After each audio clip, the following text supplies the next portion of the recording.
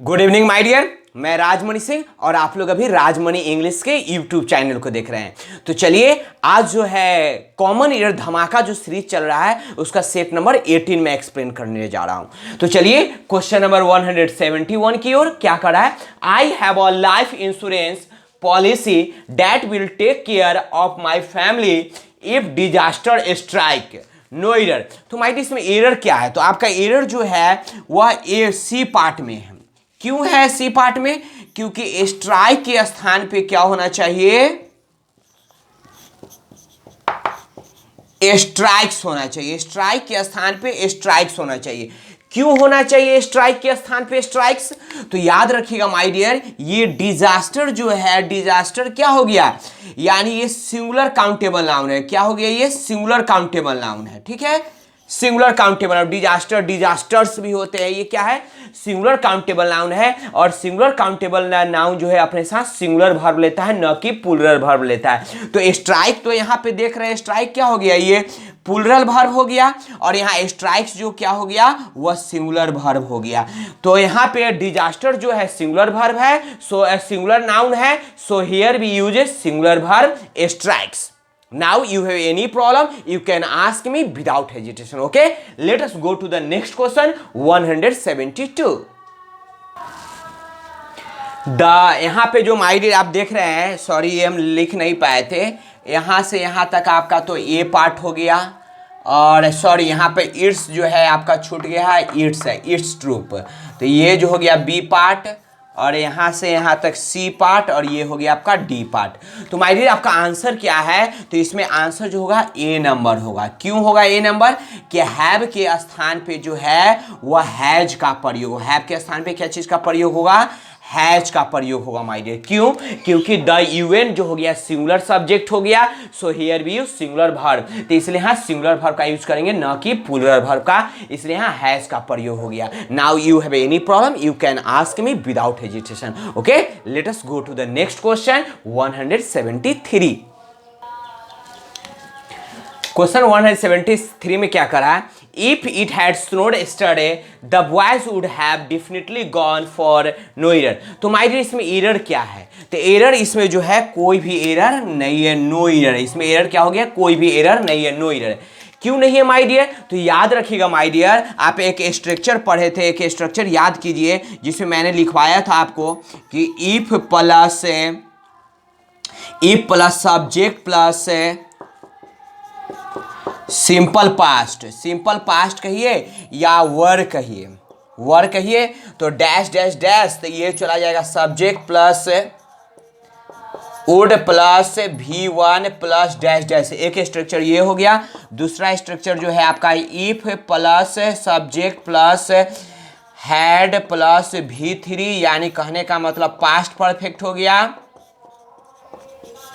Past perfect हो गया, dash dash dash subject plus would have plus V3 plus dash dash. ये दो structure काम करता है माय डियर। तो जो हमारा जो अभी क्वेश्चन जो है माय डियर, इससे बेस्ट क्वेश्चन है। यहाँ देखिए इफ दिख गया, सब्जेक्ट दिख गया, यहाँ पे हेड दिख गया, और यहाँ पे वर्ब 3 दिख गया। तो आगे वाला जो सेंटेंस, ये तो ए स्ट्रक्चर पर यहाँ तक ही तय हो गया, लेकिन जो आगे वाला जो सब्जेक्ट देखिए यहाँ पे सब्जेक्ट, तो ये द बॉयज हो गया, सब्जेक्ट हो गया, वुड हो गया, वुड हैव, और डेफिनेटली गॉन, यहाँ पे वर्ब 3 हो गया।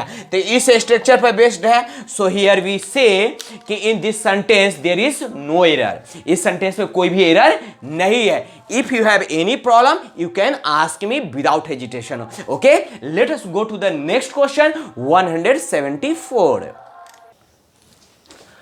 हर car went out of control and strike an oncoming vehicle no error. तो माय डियर इसमें एरर क्या है? इसमें सेंटेंस में जो आपका एरर है वह जो है आपका बी पार्ट में। कौन सा पार्ट में एरर है आपका?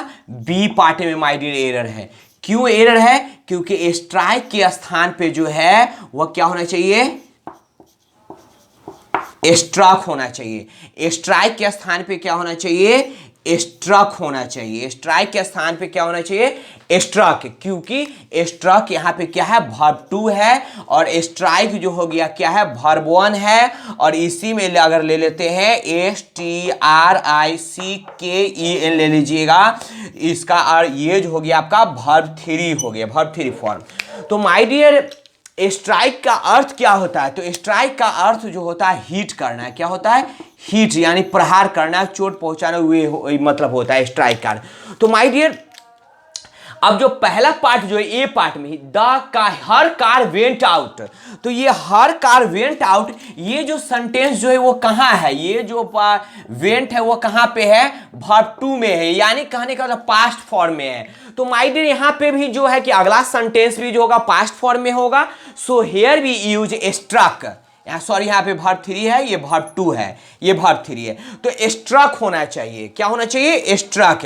Struck is used instead of strike, यानी स्ट्राइक के स्थान पे जो है स्ट्रक का प्रयोग होना चाहिए, क्योंकि जो सेंटेंस जो है पास्ट में है और यहाँ स्ट्राइक जो है प्रेजेंट की बात दर्शा रहा है। इसलिए आपका आंसर होगा बी नंबर, स्ट्राइक के स्थान पे स्ट्रक होगा। यदि कोई प्रॉब्लम है तो आप कमेंट बॉक्स में जाके कमेंट जरूर कीजिएगा। चलते हैं हम लोग नेक्स्ट क्वेश्चन की ओर, I mean 175 की ओर। A lot of shops won't accept check unless you don't have a banker's card with you, no error। तो मायरे इसमें एरर कहाँ है? एरर जो है बी पार्ट में है। एरर बी पार्ट में क्यों है? तो आपको पता है मायरे, ये जो अनलेस है, अनलेस क्या हो गया? अनलेस जो हो गया निगेटिव वर्ड है। क्या है आपका? निगेटिव वर्ड्स है। क्या है ये? निगेटिव। वो जो अनलेस है माय डियर निगेटिव वर्ड्स है। तो जब अनलेस निगेटिव वर्ड्स है तो फिर इसके साथ डोंट क्यों आएगा?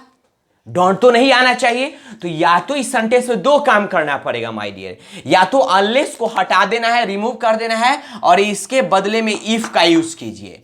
तो इफ यू डोंट हैव, ये सही हो गया। एक तो अनलेस को रिमूव कर दीजिए क्योंकि निगेटिव है, और ये डोंट जो है खुद निगेटिव है, तो दो और निगेटिव एक साथ कभी भी नहीं आते। नो और नॉट कभी एक साथ आएंगे? नहीं आएगा। नो सूनर भी जो है क्या है? निगेटिव वर्ड है, तो निगेटिव और नो सूनर के साथ तो नॉट नहीं आएगा। इसी वजह से अनलेस के साथ भी जो है, अनलेस निगेटिव वर्ड है, इसलिए इसके साथ नॉट वाले सेंटेंस नहीं आएगा इस पार्ट में। तो आप इफ लगा के इफ यू डोंट हैव कर सकते हैं, या एक और कर सकते हैं, अनलेस को छोड़ सकते हैं। अनलेस को छोड़ सकते हैं और इसका पूरा सेंटेंस क्या हो जाएगा? Unless you have, unless you have, unless you have भी कर सकते हैं यहां पे। ठीक है, या तो आप अनलेस को हटा दो और इफ लगा के इफ यू डोंट हैव कर दो, या अनलेस को अगर रखना है तो इफ को तो रिमूव करना, इफ रहेगा नहीं, अनलेस यू हैव, क्योंकि अनलेस तो खुद निगेटिव है, तो यहां पे नॉट का खुद काम कर रहा है। क्लियर? यदि कोई प्रॉब्लम है इस सेंटेंस में तो आप जाके कमेंट बॉक्स में जाके कमेंट कर दीजिएगा। Okay, now let us go to the next question 176। As soon as we will get the tickets, we will send them to you, no error। तो माय डियर, इसमें एरर कहाँ है? किस part में एरर है? Error जो आपका ए part में है। विल को जो है क्या करना पड़ेगा? रिमूव करना पड़ेगा। विल को क्या करना पड़ेगा? रिमूव करना पड़ेगा। यहाँ विल का यूज नहीं होगा। विल का यूज क्यों नहीं होगा? क्योंकि एज सुन एज हो गया। एज सुन एज क्या है? एज सुन एज जो है कंडीशनल सेंटेंस है। क्या है? कंडीशनल। एज सुन एज क्या हो गया? कंडीशनल सेंटेंस हो गया। जब as soon as conditional sentence होता है, ऐसे भी आप पढ़े हैं, जब दो घटना फ्यूचर में घटे, जब दो घटना फ्यूचर में घटे तो कंडीशनल क्लाउज वाले जो घटना होते हैं, कंडीशनल क्लाउज वाले जो इवेंट होते हैं, उसे हम लोग सिंपल प्रेजेंट में बनाते हैं, एक को फ्यूचर में ही छोड़ देते हैं। यदि तुम कठिन परिश्रम करोगे तो एसएससी में पास हो जाओगे। यदि तुम कठिन परिश्रम करोगे, इसमें कंडीशन क्या लगे? कंडीशन मतलब क्या है? इसमें शर्त क्या है? यदि करोगे, तो यदि क्या हो गया? कंडीशनल वर्ड हो गया। तो कंडीशनल वर्ड हो गया आपका एज सुन एज हो गया, एज लॉन्ग हो गया, इफ हो गया, वेन हो गया, ये सारे कंडीशनल वर्ड है। और जब दो घटना फ्यूचर में घटते हैं तो कंडीशनल क्लाउज वाले जो घटना होते हैं वो सिंपल प्रेजेंट टेंस में जाते हैं। तो यहां भी देखिए, will send them to you, तो एक तो ये हो गया फ्यूचर में, ये भी फ्यूचर में है। तो जो कंडीशन क्लाउज वाले घटना होंगे वो सिंपल प्रेजेंट टेंस में जाएंगे। So here we use we get instead instead of we will get. Clear? We will get के स्थान पे हम लोग वी गेट का प्रयोग करेंगे। यदि कोई प्रॉब्लम है you can ask me without hesitation. Okay, let us go to the next question 177। A home computer is one of the most important inventions of our generation. No error. तो my dear इसमें error जो है क्या है? No error है, इसमें कोई भी एरर नहीं है, यानी आपका आंसर जो हो गया डी हो गया। यदि कोई प्रॉब्लम है तो आप हमसे आस्क कर सकते हैं माय डियर। दूसरी बात, जो अभी मेरा न्यू व्यूअर्स जो मेरी पहली बार वीडियो देख रहे हैं तो आप जानिए इसके डिस्क्रिप्शन में जाइएगा तो सेट नंबर अभी 18 चल रहा है, सेट नंबर 19 का जो है ऑलरेडी रखा हुआ है आपका पीडीएफ, उसको बना लीजिएगा और उसी पीडीएफ को मैं कल एक्सप्लेन करूंगा। ओके, और अभी कॉमन एरर धमाका सीरीज चल रहा है, ठीक है। और साथ में माय डियर जो राजमणि इंग्लिश के यूट्यूब चैनल को सब्सक्राइब कर लीजिएगा। दूसरी बात, मैं अभी न्यू बैच देने जा रहा हूं माय डियर, ठीक है। ऑनलाइन मैं न्यू बैच देने जा रहा हूं जो 16 यानी 16 जुलाई से स्टार्ट हो रहा है। जिन्हें भी अगर ऑनलाइन क्लासेस करना है कॉम्पिटिटिव इंग्लिश का तो आप हमसे कॉल कर सकते हैं, हमें आप कॉल कर सकते हैं। मेरा जो नंबर है